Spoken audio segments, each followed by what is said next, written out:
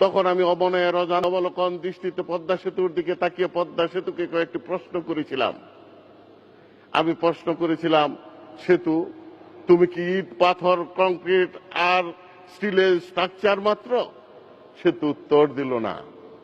আমি সেতুকে জিজ্ঞেস করেছিলাম, সেতু তুমি কি শুধু দক্ষিণ বাংলার 21টি জেলার সাথে রাজধানী সহ সারা বাংলাদেশের যোগমাধ্যম শুধু?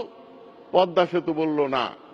আমি জিজ্ঞেস করেছিলাম, পদ্মা সেতু তুমি কি শুধু বাংলাদেশের অর্থনীতিতে প্রবৃদ্ধি বৃদ্ধির বাহক মাত্র?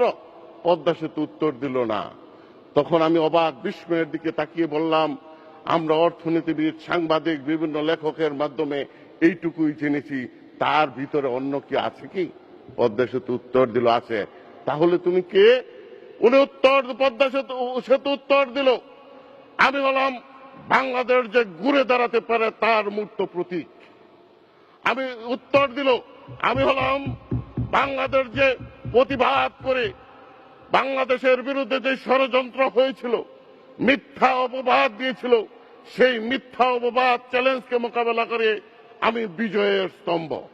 আমি হলাম পদ্মা সেতু। আমি হলাম বাংলাদেশের বিরুদ্ধে যারা ষড়যন্ত্র করেছে তাদের চটাপাকাত করে দাঁড়িয়ে থাকা একজন বিজয়ের প্রতীক। আমি বিস্ময় হলাম।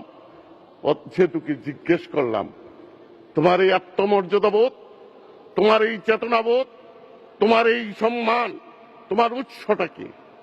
বিশ্বাস করুন, আমার কাছে মনে হলো পদ্মা সেতুর যেই প্রত্যেকটি বালুকণা, প্রত্যেকটি সিমেন্ট সমস্বরে এত সুন্দরভাবে এত উচ্চস্বরে উত্তর দিল, তখন আমার কাছে মনে হলো পদ্মা সেতুর যেই ঢেউয়ের গর্জন, তিন পত্তন নীরবতার মধ্যে তখন সমস্বরে প্রত্যেকটি পদ্মা সেতুর দুলা বালি বালুকণা এক সুরে উত্তর দিল, আমার প্রেরণার উৎস শেখ হাসিনা, শেখ হাসিনা এবং শেখ হাসিনা।